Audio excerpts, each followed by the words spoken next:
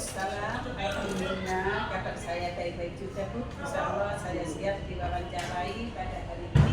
Monggo Bu Mei. Ngeten Bu Nati, terima kasih atas waktu yang diberikan kepada saya. Selama ini bagaimana Ibu dapat mengidentifikasi kasus-kasus yang merupakan dilema etika atau rujukan moral? Oh, begitu apa Bu? Cara saya mengidentifikasi adalah dari segi sudut pandang itu, jika kasus tersebut melanggar hukum, maka dikatakan benar lawan salah, maka dikatakan rujukan moral. Dan apabila kasus itu benar dan lawan benar, maka dikatakan dilema etika. Itu Begitu ya Bu. Berarti dilihat dari pandangan hukum ya Bu ya. Iya Bu Mei. Benar melawan benar dan dikatakan dilema etika, kalau benar melawan salah baru dikatakan rujukan moral. Baik Bu. Selama ini bagaimana Ibu menjalankan pengambilan keputusan di sekolah Ibu, terutama untuk kasus-kasus di mana ada dua kepentingan yang sama-sama benar atau sama-sama sesuai dengan nilai-nilai kebajikan? Oh begitu Ibu. Ya saya laksanakan yang pertama, saya mengidentifikasi kasus dari beberapa sudut Ibu. Yang kedua, siapa saja ya pihak yang terlibat terhadap kasus itu. Yang ketiga, saya mengumpulkan fakta yang ada, kemudian mengambil suatu keputusan yang tepat, yang mana pada keputusan ini dapat kita laksanakan secara kekeluargaan dan musyawarah mufakat yang akan tidak merugikan semua pihak. Itu maksud saya Ibu. Sekali cara Ibu berarti dengan mengidentifikasi kasus-kasus tersebut ya Bu, kemudian ada selanjutnya dengan melakukan musyawarah untuk mengambil keputusan.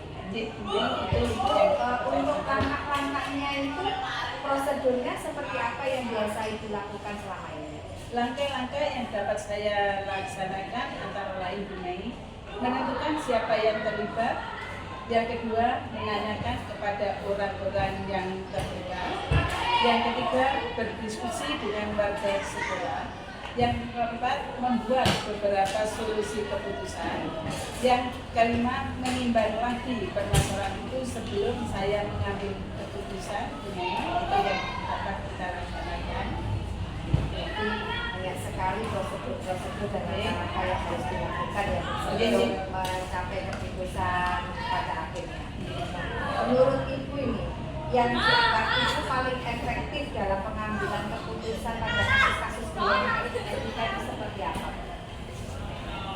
Yang saya lakukan adalah menentukan solusi dari permasalahan dengan mendapatkan kepentingan bersama serta solusi tersebut bermanfaat bagi banyak orang, baik secara jangka panjang itu yang efektif itu solusinya itu bisa bermanfaat bagi kita semuanya di jangka panjangnya ya Bu. Ini tadi yang paling efektif Bu ya. Kemudian kalau hal-hal yang paling menantang, yang paling merupakan tantangan bagi Bu Nati itu apa yang merupakan hal yang paling menantang? Hal-hal yang menantang adalah mencari keputusan yang terbaik dari kedua pihak bermasalah yang bersama-sama benar. Itu adalah hal yang menantang. Setelah itu yang kedua, menentukan keputusan yang terbaik harus tidak merugikan salah satu pihak. Itu yang menantang bagi saya. Yang menantang berarti menentukan keputusan yang terbaik dan tidak merugikan. Baik Ibu, dalam pengambilan keputusan ini apakah Ibu mempunyai jadwal khusus atau kata-kata khusus dalam penyelesaiannya, atau Ibu langsung menyelesaikan pada saat itu juga, dan mungkin ada bentuk atau prosedurnya seperti apa yang selama ini Ibu jalankan untuk kata-katanya atau jadwalnya, apakah jadwal khusus untuk menyelesaikan hal tersebut? Seperti tadi yang saya katakan itu, yang saya laksanakan tadi adalah mengidentifikasi, menentukan siapa yang terlibat, dan berdiskusi bersama yang untuk menentukan keputusan yang tepat yang akan kita laksanakan. Berarti tidak ada jadwal khusus yang untuk penyelesaian dalam suatu masalah. Nah ini Bu, adakah seseorang atau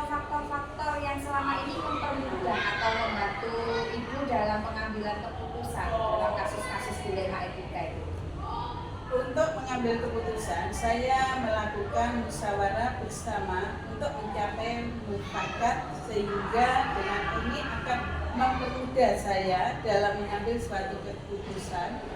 Selain itu, kerjasama dengan pihak yang ada pada sekolahan untuk keberhasilan dan keputusan yang kita tentukan. Berarti untuk mempermudahnya itu dengan melakukan musyawarah ya, musyawarah untuk mencapai mufakat, dan orang-orang yang terlibat di dalamnya itu butuh kita untuk bekerjasama dalam mencapai keberhasilan keputusan. Jadi untuk pertanyaan terakhir Bu ini ya, hal yang telah Ibu sampaikan tadi, dari semuanya hal yang telah Ibu sampaikan tadi, menurut Ibu adakah pembelajaran atau hal baik yang bisa Ibu petik dari pengalaman Ibu selama pengambilan keputusan? Pelajaran yang bisa saya ambil yaitu saya menjadi lebih bijaksana dalam mengidentifikasi sebuah permasalahan untuk dijadikan pertimbangan dalam menentukan solusi yang terbaik dan bermanfaat untuk semua orang di sekitar. Itu luar biasa sekali Bu ya. Berarti dengan pengambilan keputusan seperti itu Ibu menjadi bijaksana dalam menganalisis sebuah permasalahan. Baik Ibu, demikian itu tadi yang bisa saya sampaikan dalam kegiatan wawancara saya ini. Saya ucapkan terima kasih kepada Ibu atas waktu yang diberikan kepada saya, dan terima kasih untuk kerjasamanya telah membantu saya dalam melengkapi tugas saya ini. Terima kasih Bu. Assalamualaikum warahmatullahi wabarakatuh.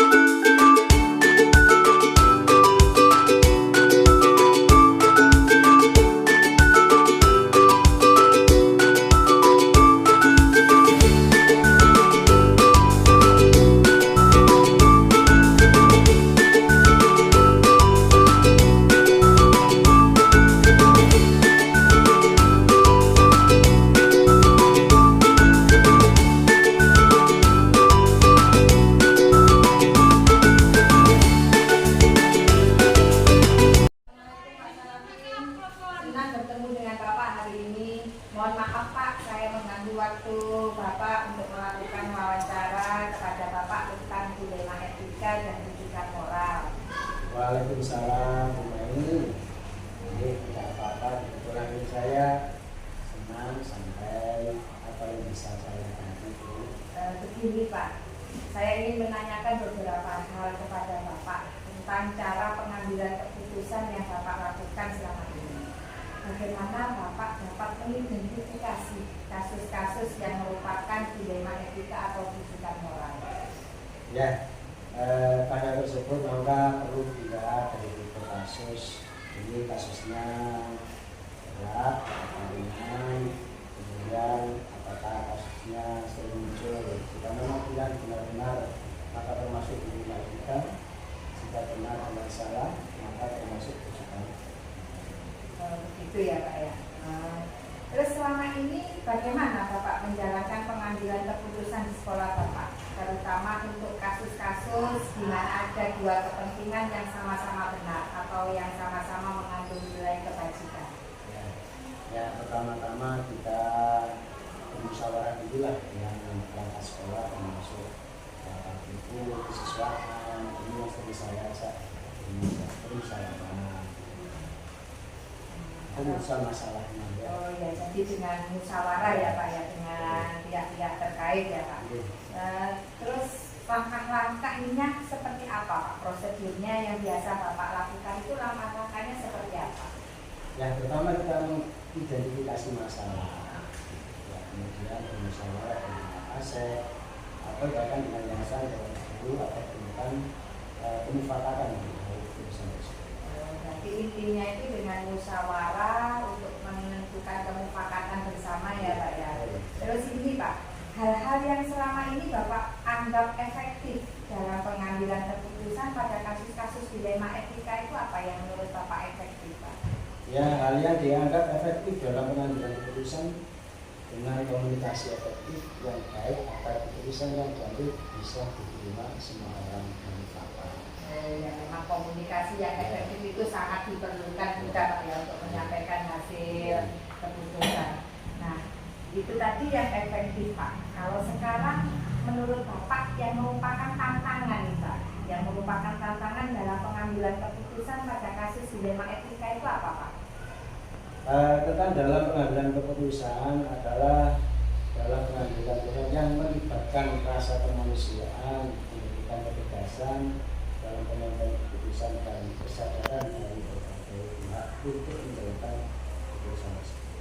Rasa kemanusiaan nih Pak ya untuk kepada orang-orang ini.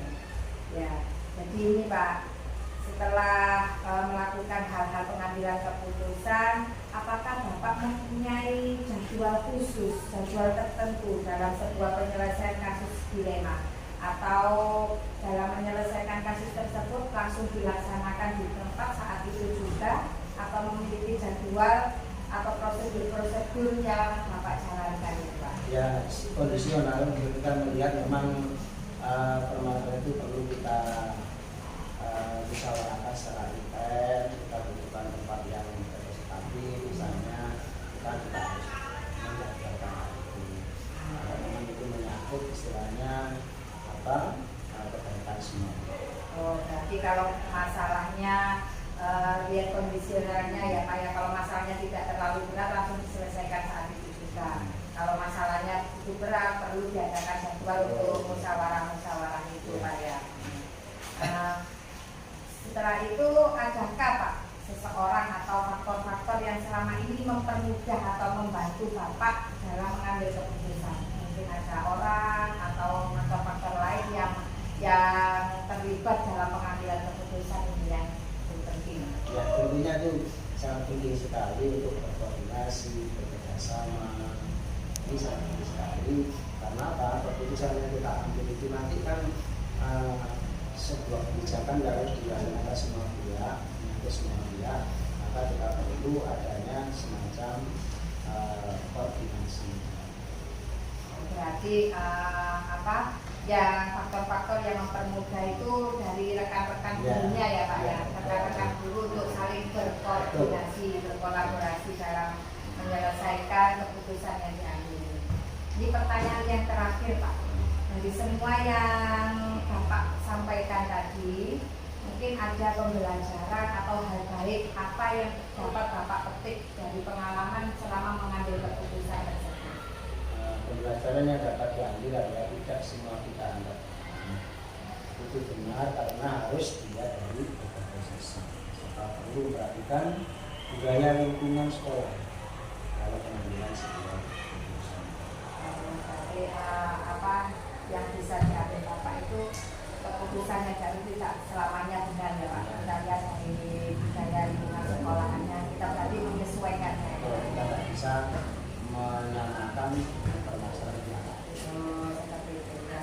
Baik Pak, demikian yang bisa saya sampaikan untuk kegiatan wawancara ini. Sekali lagi saya sampaikan terima kasih atas waktu yang diberikan kepada Bapak dan terima kasih juga untuk kerjasamanya Pak. Assalamualaikum Pak. Waalaikumsalam warahmatullahi wabarakatuh.